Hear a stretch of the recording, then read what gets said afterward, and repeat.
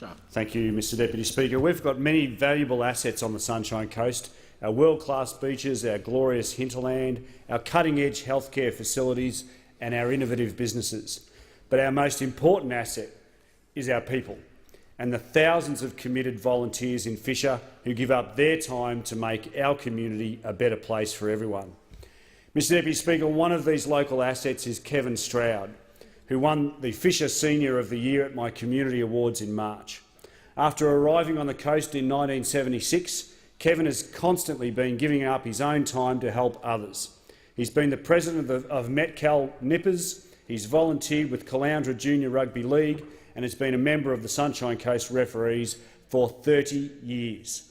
Since 2011, he's also found time to commit himself to TS Onslow, Australian Navy Cadets, where he's been president and a petty officer instructor, giving up his Wednesday night activities for training and his weekends for these young cadets.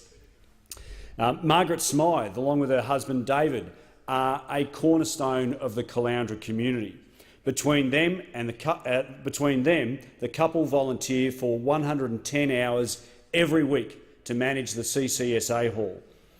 Margaret needs little prompting to speak passionately about the community events and meetings which collectively bring 900 visitors to the hall every week.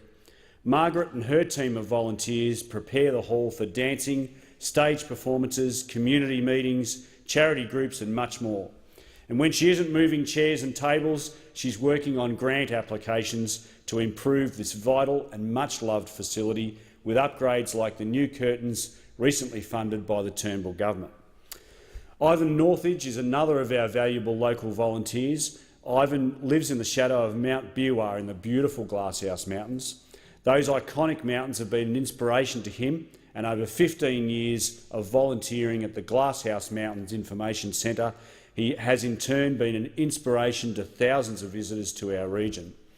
Ivan works tirelessly to promote understanding and appreciation of our beautiful mountains locally and to draw more tourists to our region. He's constantly called upon to give presentations in local schools, government organisations, community groups and to train other volunteers.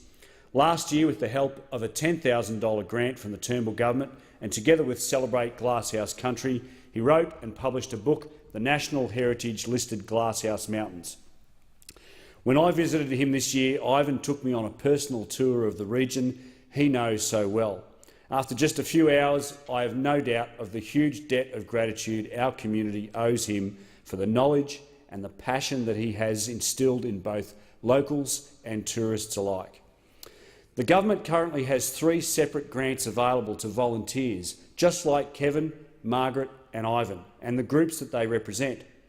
The member Fafena just a moment ago talked about Labor, and that was what it was all about, talk. We walk the talk on this side of the House. Our Volunteers Grant program offers funding packages of between $1,000 and $5,000 for volunteer costs like fuel, training, fundraising and small-scale equipment. The Stronger Communities program also allocates $150,000 to the electorate of Fisher and every other electorate in this country for small grants between $2,500 and $20,000 to support the purchase of new equipment or new and upgraded facilities. Finally, the government has also launched a community sport infrastructure grant program offering funds of up to $500,000 to undertake projects which will build participation in physical activity. All of these grants are currently open and interested groups in my electorate should contact my office to find out how to get involved as soon as possible. Now, Mr Deputy Speaker, these grant rounds are only the latest manifestation of the exceptional commitment demonstrated time and again by this Turnbull government to supporting community groups in Fisher.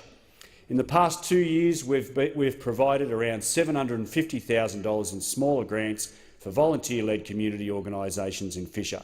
Some have been substantial, like the $231,000 for upgrades to the Palmwoods Memorial Hall, but the Turnbull government has also recognised that sometimes it is the small-scale grants that can be the helping hand to volunteers that they need to make the difference to people's lives.